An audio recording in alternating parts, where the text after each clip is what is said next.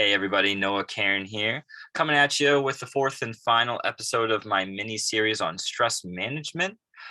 This one, I kind of combined a bunch of topics together. I'm just going to keep it very quick and brief, but just kind of tie some stuff together. So, the first thing I really want to stress, as we're talking about stress, is the importance of socialization in combating the negative effects of stress. So it's been shown in many studies, time and time again, that social isolation lead to these increase in things in our body called tachykinin, um, which some of us might be familiar with one called substance P, which is directly related with some pain. And plays a role in the pain response, which is not good. But some other things tachykinins do when they are increased in our body in cases of social isolation is increases our fear, increase our paranoia, can even decrease our immunity. That's not great things. So having socialization is important. And if you're listening to this, you probably come to Am Clark Fitness and you get your socialization there, and it's great. But if you know somebody might be a little more isolated, maybe chat with them a bit. Think about them. Try and stimulate some conversation, whatever it may be. Even just reaching out to them could be huge. It's just something to keep in mind. If it's always important. You don't have to be social all the time, but getting a little socialization is huge in decreasing the stress you may be feeling. A couple other things I want to talk about, going back to my last, or I think it was my second talk on sleep.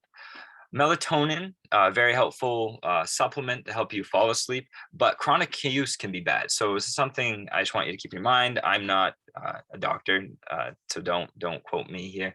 But talk to your doctor if you do have any questions about this. But chronic melatonin use can actually lead to a pseudo adrenal burnout, and you actually may feel very fatigued throughout the day.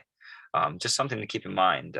Try, talk to the doctor. Try getting, if you're a heavy relier on melatonin, just something to keep in mind. There are other supplements out there that actually been shown to be more beneficial than melatonin. Don't use these. I don't use these, but talk to somebody about them before you do. L-theanine and ashwagandha. Those are, I butchered the pronunciation of ashwagandha, but look into those. It might be helpful for you.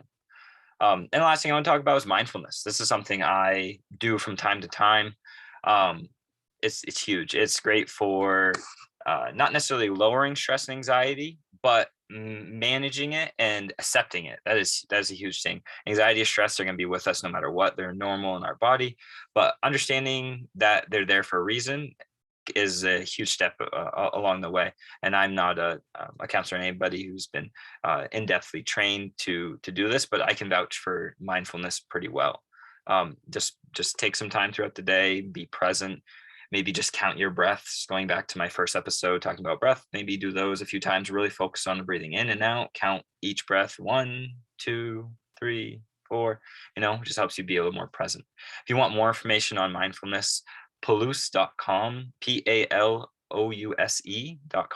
It's a huge resource. Gives you about an 8-week training if you are interested in it, learning a lot more, as well as a bunch of different mindfulness protocols. So anything from like eating food mindfully to being in nature mindfully. There's a tons of things there.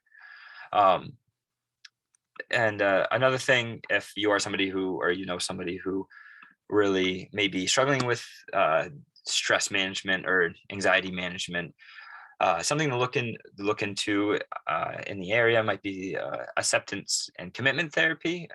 Something you go to a licensed counselor for who's been trained in this. There's been a lot of data and a lot of research showing that this can be very helpful for stress reduction. And I'm going to leave you on one thing I want you to try today. And this is your STOP principle. I've talked about this in our Wellness Wednesdays in the past, but something that, I tend to forget about from time to time too. So if you're hearing it here, might be a little helpful. So STOP principle is just a mindfulness tool you can use. If you're going through your day and you might notice you're a little anxious or a little stressed, or you just got a lot going on, or even not, take a second and stop. It's each letter stands for something. S is stop. T is take a breath, take a deep breath in, maybe practice some of the breathing I talked about in episode 1. Take that deep breath. And then O stands for observe. Observe your environment and observe how your body feels, how your mind feels, your emotional state, and just, contemplate it. Like, why are you feeling this way? And maybe you're feeling a little, your neck's a little tight, and, relax it. Just kind of pay attention to that.